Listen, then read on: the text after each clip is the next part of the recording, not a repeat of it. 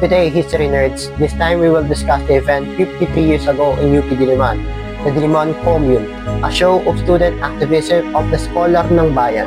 Let's delve into this historical event in our Philippine history.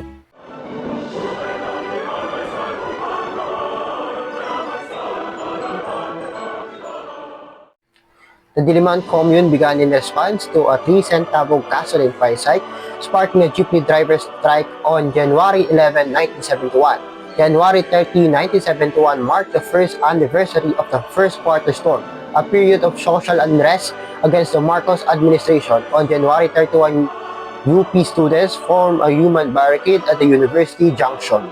On February 1, jeepney driver strike was supported by students from Kabataang Makabayan, KM, and Samahang Demokratiko ng Kabataan, SDK. Around 200 to 300 students set up human barricades, blocking vehicles to enter the university. Unexpectedly, this peaceful demonstration becomes violent when police started shooting students who alerted others of the shooting. Mathematics professor Inocente Campos, who is against student demonstration and avidly pro-Marcos, angrily fired his shotgun to the students after his tire was flattened by the pillboxes, injuring Leo Alto on the left cheek and fatally wounding SDK member Pastor Sani Messina, who died 3 days later from his injuries. Messina became the first martyr of the protest. The professor was later arrested and brought to the Quezon City Police Department. His car was burned by students out of anger. This protest was no longer about being in solidarity with the jeepney drivers, but also defending academic freedom against state suppression. February 2, faculty members and campus residents asked for dialogue with SP Lopez to know how to enter the campus. Police are seen heading through the campus, and dormitories in UP was tear gas and intruded by the authorities. Shots from guns heard, Molotov cocktails are thrown up, students are chased by the police, their dormitories are in shambles. Students occupy Palma Hall and seize DZUP.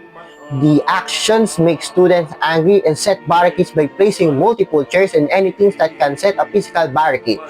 They are inspired by the action of the Paris Commune of 1871. They make the campus a liberated zone. Chaos set in on the campus. On February 3, red flags were raised at Palma and Metro Hall, and the Philippine flag at Quezon Hall was flown upside down. UP President Salvador P. Lopez tried to calm the students, but they responded, "We're just thinking about your position. We're losing our lives." Dean Cesar Majul joined in solidarity, and Moni Ilagan addressed a protest at the AS steps, urging defense of UP academic freedom. As soldiers neared, students reinforced their barricades. Senators visited with Eva Calao, bringing food, though some criticized her for wearing expensive jewelry. On February 4, protests continued as students took over UP Press to print the Commune's newspaper, Bandilang Pula. DZUP broadcast across Metro Manila and nearby provinces including Cavite, Laguna, and Bulacan. In a bold act, students aired Ferdinand Marcos Sr.'s scandalous tape with an American actress Dovie Beams, causing significant embarrassment to the Marcos regime. On February 5, the first issue of Bandilang Pula, the Commune's newspaper, was published. Some UP buildings were renamed after leftist leaders.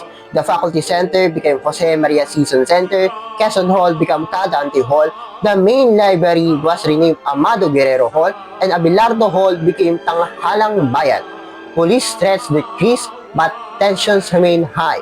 On February 6, police and Metrocom forces dismantled the barricades, injuring students, with Danilo Danky Delfin shot by a sniper and later hospitalized.